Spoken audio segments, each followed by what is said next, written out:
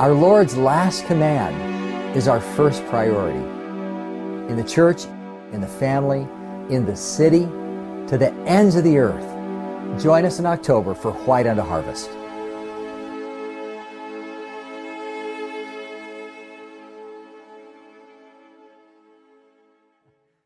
So Paul, I was really delighted just a few weeks ago to take my wife back to the place where the gospel came to her family in the 19th century. Because a missionary got on a boat in the 19th century and went to the island of Barbados and shared the gospel with my wife's great-great-great-grandfather. And he was really converted. So I took her to all these places on the island of Barbados where they were married, you know, where they preached the gospel in the marketplace and all kinds of things like that.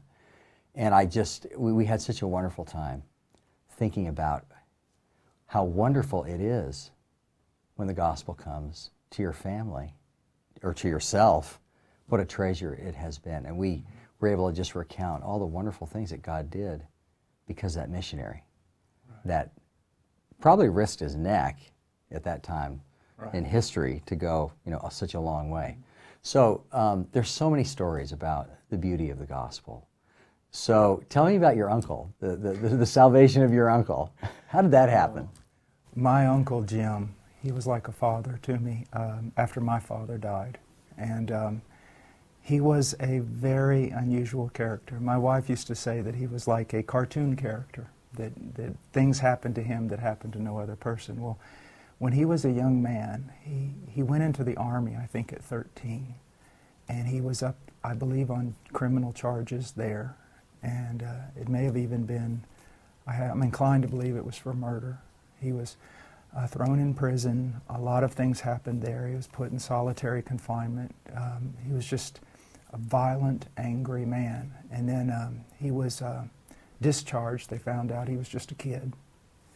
And went down to Miami, became just a criminal, and was known as just one of the meanest men in Miami. And he was on trial for murder, and he was my dear, dear uncle. Again, like I said, like a father. And he told me, he said, "Paul, I really wasn't guilty. I think he did kill a man, but it was self-defense or something." And he, while he was on trial for murder, he was sitting in his office, and a postman that had been delivering his mail for years and years came up and just sat down beside him at his desk.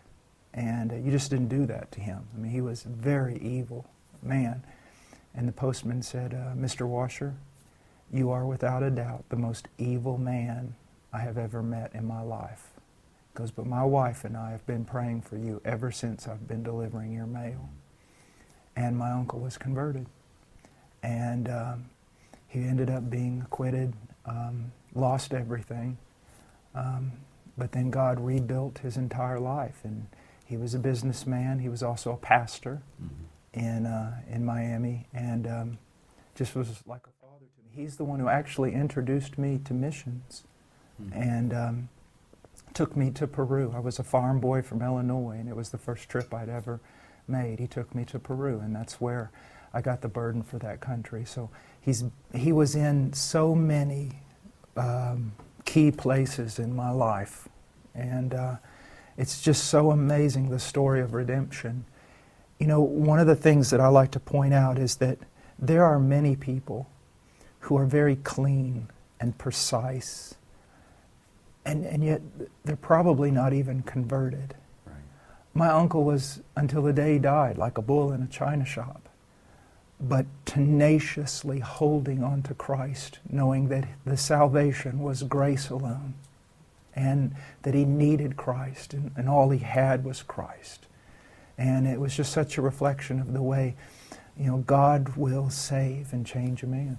So it's one of my favorite stories. Yeah, you know, there's so many ways that the gospel is spread. Yes. You know, in my wife's family, it's a missionary that shows up on the island of Barbados. A postman. Right. It's remarkable. Right. There are just so many ways that God chooses to launch the sowing of the seeds. And it launched you into Peru. Right. Postman, works to launch evangelists into Peru. It's just wonderful. I always tell people, I like to look at it now, but I always like to look at it almost as like, do you remember Amway? How, that if someone sold something, it was also yours if you got them into Amway or something Right, like that, yeah. And that's the way we need to look at things, is that if I invest my life, even the smallest portion, in another person who then bears fruit, it's almost like Jacob. I can tell them to lay that fruit in my lap. At this one, so many people are competitive in such a wrong way. Two of my favorite truths in the Bible has to do with Laban and has to do with King Saul. And I think that when Laban saw Jacob coming, if he'd have said to himself, well, this is the blessed of God. I'm going to do everything in my power to make him fruitful. I'm going to help him. I'm going to encourage him. What would Laban's life been like when Jacob went back to the promised land? If King Saul would have said, I've blown it. I've disobeyed God. I've lost the monarchy. But it's been turned over to David. And I'm going to help David be as fruitful and successful as possible, even if it means carrying his bags. How different his life would have been. And it's the same way with us. If we will invest, then the fruit that is born, those people that we've invested our life, in a sense, is also our fruit. It's just a beautiful story, the way that the Lord multiplies what we do. It's so amazing. So we're going to do this conference coming up in October 25th to 27th called White Unto Harvest. And what we're going to try to do at this conference is try to explain the many, many ways that God has ordained to spread the gospel throughout all the earth. Because, just in this short conversation, we've itemized a few, but there are so many ways that God has used to fulfill His commission, His last command. And how do we make it our first priority?